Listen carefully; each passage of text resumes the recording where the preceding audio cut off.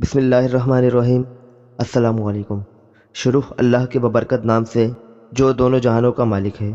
میں روحیل یعقوب اپنے channel Raheel talk میں ایک اور نئی سبق آموز کہانی کے ساتھ آپ کو خوش آمدید کہتا ہوں۔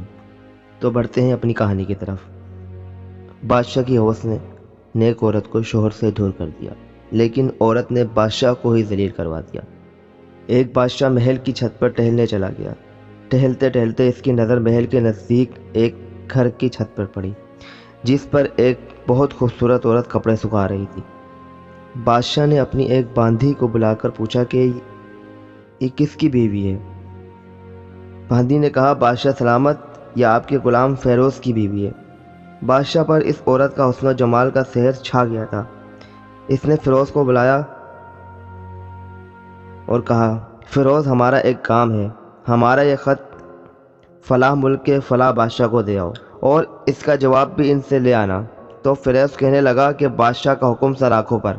سفر کا سامان تیار کر لیا، رات گھر میں گزاری اور پھر صبح منزل مقصود پر روانہ ہو گیا، اس بات سے لا علم کہ بادشاہ نے اس کے ساتھ کیا چال چلی ہے۔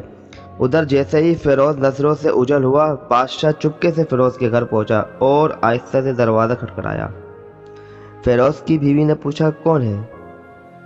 بادشاہ نے کہا، میں بادشاہ ہوں، تمہارے شوہر کا مالک۔ تو اس نے دروازہ کھولا۔ بادشاہ اندر آ کے بیٹھ گیا۔ فیروز کی بیوی حیران ہو کر پوچھی کہ بادشاہ سلامت، آج ہمارے غریب خانے میں؟ تو بادشاہ نے کہا، میں یہاں مہمان بن کے آیا ہوں۔ فیروز کی بیوی نے بادشاہ کا مطلب سمجھ کر کہا، میں اللہ کی پناہ چاہتی ہوں، آپ کی اس طرح آنے سے مجھے کوئی خیر نظر نہیں آ رہی۔ بادشاہ نے غصے میں کہا، اے لڑکی، کیا کہہ رہی ہو؟ تم شاید مجھے پہچانتی نہیں، میں بادشاہ ہوں، تمہارے شوہر کا مالک۔ فیروز کی بیوی نے کہا، بادشاہ سلامت، میں جانتی ہوں آپ بادشاہ ہیں، لیکن بزرگ کہہ گئے ہیں کہ اگر کھانے میں مچھر گر جائے، اگرچہ میرا دل کرتا ہے کھانے کو۔ فیروز کی بیوی نے کہا، بادشاہ سلامت، تم اس کٹورے میں پانی پینے آ گئے ہو جس میں تمہارے کتے نے پانی پیا ہے۔ بادشاہ اس عورت کی باتوں سے بڑا شرمسار ہوا اور اس کو چھوڑ کر واپس چلا گیا، لیکن اپنی چپل وہیں بھول گیا۔ اب فیروز کو آدھے راستے میں یاد آ گیا کہ جو خط بادشاہ نے اسے دیا تھا وہ تو گھر پر ہی چھوڑ آیا۔ اس نے گھوڑے کو تیزی سے واپس موڑا اور اپنی گھر کی طرف لپکا۔ فیروز اپنے گھر پہنچا تو تکیے کے نیچے سے خط نکالتے وقت اس کی نظر پلنگ کے نیچے پڑی بادشاہ کی چپل پر پڑی، جو وہ جلدی میں بھول گیا تھا۔ فیروز کا سر چکرا کر رہ گیا اور وہ سمجھ گیا کہ بادشاہ نے اس کو سفر پر اس لیے بھیجا تھا تاکہ وہ اپنا مطلب پورا کر سکے۔ فیروز کسی کو کچھ بتائے بغیر چپ چاپ گھر سے نکلا، خط لے کر وہ چل پڑا اور کام ختم کرنے کے بعد بادشاہ کے پاس آیا تو بادشاہ نے انعام کے طور پہ اس سے 100 دینار دیے۔ فیروز دینار لے کر بازار گیا اور عورتوں کے استعمال کے کچھ کپڑے خرید لیے اور گھر پہنچ کر بیوی کو سلام کیا اور کہا، چلو آپ کی ماں باپ کے گھر چلتے ہیں۔ بیوی نے پوچھا کہ یہ کیا ہے؟ کہا، بادشاہ نے انعام دیا ہے اور میں چاہتا ہوں کہ پہن کر اپنے گھر والوں کو بتاؤ۔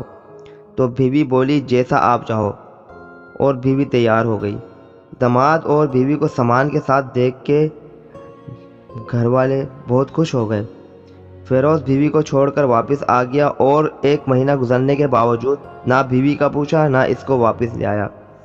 اور پھر کچھ دن بعد اس کے سالے اس سے ملنے آئے اور اس سے پوچھا، فیروز، آپ مجھے ہماری بہن سے غصہ اور ناراضگی کی وجہ تو بتا دیں۔ فیروز اور اس کے سالوں کے درمیان کوئی بات نہ بنی تو وہ قاضی صاحب کے پاس پیش ہوئے۔ لڑکی کے بھائیوں نے کہا قاضی صاحب سے کہ اللہ بادشاہ سلامت اور قاضی کو قائم اور دائم رکھے۔ قاضی صاحب، ہم نے ایک سر باغ پھلوں سے بھرے ہوئے اور ساتھ میں میٹھے پانی کا کنواں اس شخص کو حوالے میں دیا تو اس شخص نے ہمارا باغ اجاڑ دیا، سارے پھل کھا لیا اور درخت کاٹ لیے اور کنویں کو خراب بند کر دیا۔ قاضی فیروز کی طرف متوجہ ہو کر پوچھا، وہ لڑکے تم کیا کہتے ہو؟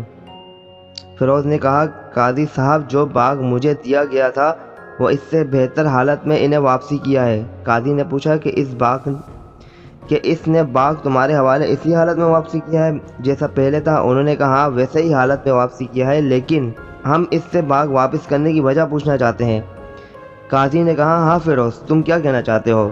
قاضی صاحب، باغ میں نے کسی نفرت کی وجہ سے نہیں چھوڑا، بلکہ اس وجہ سے چھوڑا ہے کہ ایک دن میں باغ میں آیا تو اس میں شیر کے پنجوں کے نشان دیکھے تو مجھے خوف محسوس ہوا کہ شیر مجھے نہ کھا جائے، اس لیے شیر کی اکرام کی وجہ سے میں نے باغ میں جانا بند کر دیا۔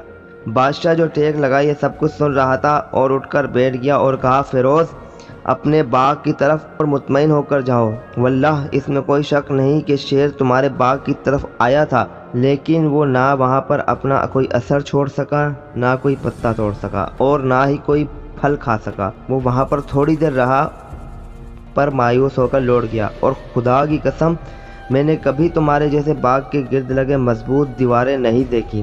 تو فیروز اپنے گھر لوٹ آیا اور اپنی بیوی کو ساتھ واپس لے گیا۔ نہ تو قاضی کو پتہ چلا اور نہ کسی اور کو کہ ماجرا کیا تھا۔ کیا خوب بہتر ہے کہ اپنے اہل و عیال کے راز چھپائے جائیں تاکہ لوگوں کو پتہ نہ چلے۔ اپنے گھروں کے بھید کسی پر ظاہر نہ کرو۔ اللہ تعالی ہم سب کو خوش رکھے اور آپ کو اور آپ کے اہل و عیال اور آپ کے مال کو حفظ و امان میں رکھے۔ اگر آپ کو ویڈیو پسند آئی ہو تو میرے چینل کو سبسکرائب کیجیے اور اس ویڈیو کو لائک کیجیے، اپنے سوشل میڈیا پلیٹ فارم پر شیئر کیجیے تاکہ میری اس ویڈیو کو دیکھ کر شاید کوئی گھرانہ سدھر جائیں۔